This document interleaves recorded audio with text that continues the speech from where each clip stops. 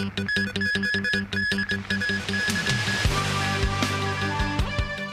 Court of Appeal orders a coroner's inquest into the 2012 Lama ferry crash. High air pollution level in Hong Kong as Super Typhoon Doksuri moves closer to the region after lashing the northern Philippines. And U.S. Secretary of State Antony Blinken visits Tonga in the South Pacific.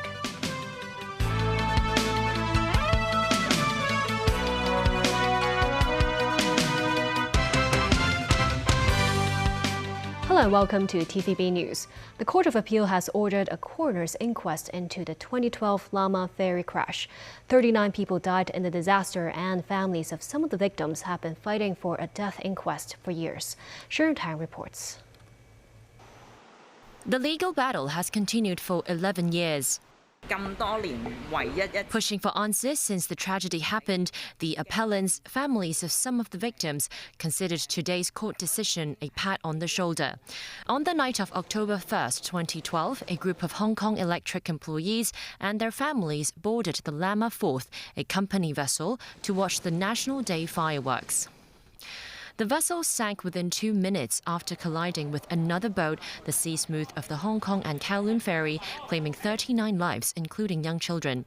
In 2020, the coroner concluded that all victims were unlawfully killed and that no inquest should be held. 3 family members of the victims then appealed against the decision but failed. 2 appellants then took the case to the Court of Appeal and a decision was handed down today. The court noted initially, High Court Judge Russell Coleman didn't think an inquest was in the public interest. There is also evidence showing the combing height contributed to the sinking of the Lama 4th. The judges of the Court of Appeal questioned why the issue had not been raised by the Marine Department. The court also doubted if Choi Lee Shipyards, which built the Lama 4th, knew that a watertight door should have been fitted to the bulkhead of the vessel. It noted that needs to be resolved so that the victims' families and the public would know what exactly happened, and that's far more than pinpointing who should ultimately be held responsible. An additional metal plating was found at the bow of the Sea Smooth. The court thinks an investigation is needed to find out whether Choi Lee had obtained approval from the Marine Department for its design and installation. The court said the systemic questions raised need to be examined in public so as to expose any further systemic deficiency in the Marine Department concerning approval and certification. It will also facilitate the coroner in making necessary recommendations and addressing maritime safety in general. The court then allowed the appeal and ordered a death inquest for 2 of the victims. The Transport and Logistics Bureau said it will fully cooperate with the death inquest. After the boat collision, then Chief Executive Leung Chun-ying appointed a commission of inquiry to follow up on the case. The panel submitted 13 suggestions 1 year after the tragedy. The captains of the 2 vessels and 2 government officials were sentenced to between 9 months and 8 years in jail. Sharon Tang, TVB News. The Hong Kong Observatory is set to issue the standby signal number 1 tonight. This Super Typhoon Doksuri is now within 800 kilometers of Hong Kong, packing maximum sustained winds of 185 kilometers per hour. Under the influence of the system's outer subsiding air, Hong Kong's air pollution level this afternoon reached 10+, indicating a serious health risk. As Super Typhoon Doksuri rolls into the South China Sea, the downdraft in its periphery has brought a combination of sweltering heat and air pollution to Hong Kong. Sheng Shui recorded temperatures surpassing 38 degrees Celsius. The Environmental Protection Department said the light wind is unfavorable for dispersion of pollutants. Air quality monitoring stations at the Central and Western District, Southern District, Yuen Long and Tuen Mun saw the health risk level ratchet up to 10+, indicating a serious health risk. This man said it's so hot that the drizzle didn't help and it's even harder to breathe with a mask on.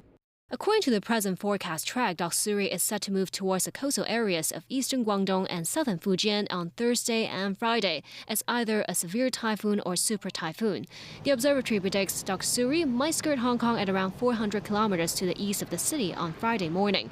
Despite the distance, threats remain. Former Assistant Director of the Observatory Leung Wing-mo said, usually the strongest impact comes from the northeastern side of the eye of the storm. This time Hong Kong is on Doksuri's west to southwest side, so we won't be hit the hardest, Leung predicts. So the meteorologist reminds the public to remain cautious given the combined effect of gusts and thunderstorms under Doksuri. Meanwhile, Doksuri has lashed the coastline of the northern Philippines, killing at least one person. In an island in Cagayan province, nearly 16,000 people were evacuated from high-risk coastal villages. The storm blew tin roofs off rural houses, flooded low-lying villages, and knocked out power. Schools and workplaces were shut down as a precaution. At Taiwan's southernmost point, waves up to 2.5 meters high were recorded. Train services between Kaohsiung and Taitung were cancelled, while ferries to outlying islands were suspended. Meanwhile, the mainland's National Observatory issued a red alert this morning, the most severe warning in its 4-tier warning system. And across Guangdong, Fujian, and Zhejiang provinces, fishing boats have been asked to return to port, and preparations have been made to minimize damage from flash floods and landslides. Senior diplomat Qin Gang was last night officially removed from his role as the country's foreign minister after being missing from public view for more than a month. The foreign ministry today declined to provide a reason. A flurry of questions from both local and international news outlets in the Foreign Ministry's first press conference after Qin Gang's abrupt dismissal just 7 months into the job. How has Qin Gang's absence affected China's diplomacy with the outside world, especially the US? China's diplomacy has been making progress and moving forward, in a orderly manner. Next question, please. Is he the subject of a corruption probe? I don't have information available. Next question, please. On the spate of questions about Qin's fate and whereabouts, Ministry spokesperson Mao Ning asked journalists to refer to the relevant announcement released on Xinhua News. When asked why all mentions of Qin have been scrubbed from the ministry's website, the spokesperson said that it was done according to protocols for regular updates. Star Lee, the National People's Congress Standing Committee's Hong Kong representative, revealed the decision was made in a unanimous vote at the National Legislature. She said Beijing had made thorough considerations over the reappointment, given the complicated geopolitical situation and competition between major powers. According to the central government website, Qin Gang's position is taken up by Wang Yi.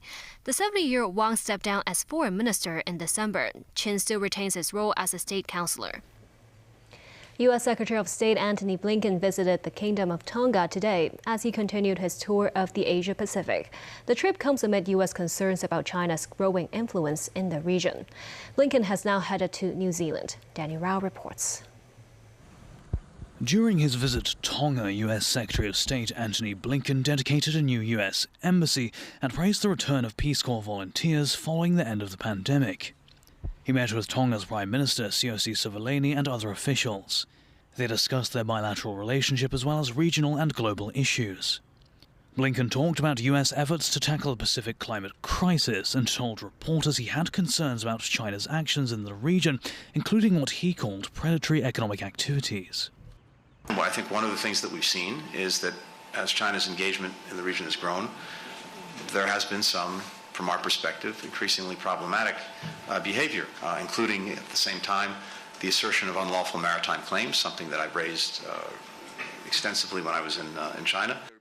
However, Tongan Prime Minister Sivaleni said his country had started to pay down its debt to China this year. Sivaleni said he had no concerns about Tonga's relationship with Beijing and that their bilateral relationship is focused on development in areas such as infrastructure. Blinken has now travelled to New Zealand. On Thursday, he will meet with officials from New Zealand and Australia and watch the Women's World Cup football match between the US and the Netherlands. Meanwhile, Australian Prime Minister Anthony Albanese began his first official visit to New Zealand in Wellington today. Albanese held talks on topics including climate, defence and economic matters with his New Zealand counterpart Chris Hipkins. A joint statement issued after the meeting called for transparency over the Solomon Islands China policing deal. Beijing says it has increased cooperation with the Solomon Islands while fostering stability and economic growth in a Pacific nation. Albanese and Hipkins also committed to updating a defence cooperation agreement the two nations had first signed in 1991. Daniel, TV News. An American fighting on the side of Ukraine has been wounded on the front lines and sent to a hospital in Germany. Former U.S. Marine Trevor Reed was once jailed in Russia but was freed last year in a prisoner swap. The United States, meanwhile, will provide another $400 million worth of military aid to Ukraine, its 43rd package since the war started. Nasi Karim has more. This is Trevor Reed, a former U.S. Marine in Russian custody. This is Reed in April last year, being escorted to a plane, freed after painstaking negotiations by U.S. officials to enact a prisoner swap with Russia. Now, Reed is in a hospital in Germany, reportedly injured while fighting on the side of Ukraine in their war with Russia. His case potentially complicates matters for Washington, which is still trying to secure the release of 2 Americans detained by Moscow, Wall Street Journal reporter Evan Gershkovich and corporate security executive Paul Whelan. According to Associated Press sources, Reed was wounded several weeks ago on the front lines in a war the United States is supporting with weapons, but not with troops. Something the U.S. State Department was quick to point out. So I want to be explicitly clear about something. Mr. Reed was not engaged in any activities on behalf of the U.S. government. And as I indicated, we have been incredibly clear, warning American citizens, American nationals, not to travel to Ukraine, let alone participate in fighting there. Washington has made it clear that it does not have the mechanisms in place to evacuate citizens from Ukraine. Thousands of volunteer soldiers from around the world are believed to be fighting alongside Ukraine's armed forces. Reed was arrested in Moscow in 2019, accused of assaulting police officers after a night of heavy drinking, and was sentenced to 9 years in prison. The Biden administration, meanwhile, says it is sending up to $400 million in additional military aid to Ukraine, including a variety of munitions for advanced air defense systems and a number of small surveillance Hornet drones. It comes as Russia steps up attacks on Ukrainian Black Sea port cities after Moscow pulled out of the grain export deal last week. Announcements like today's reflect our commitment to continuing to provide Ukraine with the weapons and equipment they need to help them succeed on the battlefield. Nazri Karim, TVB News. Russian President Vladimir Putin is set to visit China in October. The visit will coincide with a Belt and Road Forum taking place in China. China has become Russia's most significant ally since early last year, when the West's strained ties with Moscow were chilling further as Putin was preparing to send his military into Ukraine. Putin last visited China just before what Russia calls a special military operation. Together with President Xi Jinping, they announced a no-limits partnership that has extended to economic, trade, political, and military areas. The U.S. military said a Russian fighter jet hit an American drone with a flare and severely damaged its propeller over Syria. Washington said the crew of the struck MQ-9 drone was able to maintain flight and safely recover the aircraft to its home base.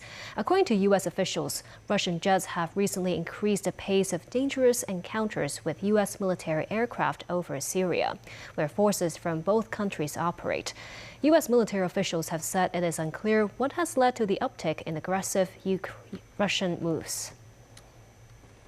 Still ahead, 2 pilots killed after their firefighting plane crashed in Greece. Police arrest 9 people in connection with a watch store robbery in Moon. And the first marathon event at the Hong Kong-Zhuhai-Macau Bridge will take place later this year.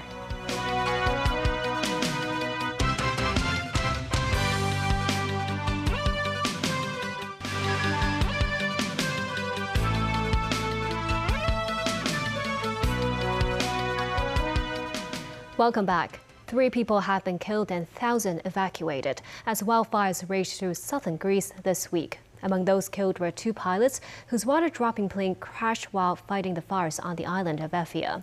The country is experiencing its 3rd successive heat wave that has pushed temperatures above 40 degrees Celsius amid tender dry conditions and strong winds. Tracy Furness has more. On the island of Corfu, residents evacuated mountain villages in the north, fearing the nearby wildfires. Here in Lafki, the mayor says the fire is already threatening homes. He entered the yard of 2 houses and managed to pull the people out. We have evacuated the village. All the old people have left, he said. On the island of Rhodes, a blaze continued to move inland, torching mountains and forest areas, including a nature reserve. Authorities say more than 20,000 people, mostly tourists, have been evacuated on the island. A 3rd successive heat wave has hit Greece, pushing temperatures above 40 degrees Celsius across parts of the country. The European Union sent 500 firefighters, 100 vehicles and 7 planes from 10 member states, while Turkey, Israel, Egypt and other countries have also sent help. EU officials blame climate change for the increasing frequency and intensity of wildfires across Europe, noting 2022 was the second worst year of wildfire damage on record after 2017. Tracy Furness, TVB News. Chief Executive John Lee thanked Indonesia for supporting Hong Kong to be part of the Regional Comprehensive Economic Partnership, or RCEP. Lee was in Indonesia today to continue his second leg of the week-long ASEAN trip. He witnessed the signing of 15 memorandums of understanding between Hong Kong and Indonesia. The MOUs cover areas ranging from investment promotion, trade and fundraising to technology and aerospace. Meanwhile, Lee also paid a visit to Indonesia's first bullet train, the Jakarta-Bandung high-speed train developed under China's Belt and Road Initiative. Police have arrested 9 people on suspicion of involvement in a watch store robbery in Tuen Mun in May. The suspects are 6 men and 3 women aged between 24 and 56. One of them was taken to the Tai Po police station for further investigation. Authorities also collected fresh evidence including 8 watches, $130,000 worth of cash and several mobile phones. The incident occurred on the 14th of May when 3 men armed with hammers and knives charged inside a watch store on Kai Fat Path in Tuen Mun. The robbers stole 88 watches worth an estimated $7 million before escaping in a private car. The police arrested the 9 suspects yesterday in several locations in Kowloon and the New Territories and believe they have busted a robbery ring. The 3rd Hong Kong Brands and Products Shopping Festival will kick off on August 4th at Asia World Expo. Organized by the Chinese Manufacturers Association, the event will showcase large numbers of locally made goods and delicacies. The association hopes to attract visitors from the city and abroad. Timothy Lee tells us more. Freshly made corn juice, a $1 pack of noodles, and a variety of herbal tea. These goods, coming straight out of Hong Kong, will be available to residents at the 3rd Hong Kong Brands and Products Shopping Festival next week at Asia World Expo. Organized by the Chinese Manufacturers Association of Hong Kong, or CMA, the festival will host more than 300 booths spread across 6 zones, including the Leisure Food Zone, Living and Household Products Zone, and Fashion and Trendy Life Zone. Several products will offer price cuts of up to 90%. The shopping festival will also feature an all-new flavorful fun zone, where visitors can taste various local and international delicacies from its 20 food booths. Entrance is $10, while children, elderly, and the disabled can enter free of charge. Last year, the number of visitors to the show was 60,000 visitors, and the amount of business realized at the show was about 16 million Hong Kong dollars. We expect that with the easing of the pandemic, there will be increased in the number of visitors and also in the business as well. This year we have the tasting for the food. Because during the pandemic it was impossible. So this year we expect that with the tasting of the food, it will encourage the people to shop more. Organizers hope that up to 80,000 visitors will visit this year and expect between 500 and 2,000 of them to come from the Greater Bay Area.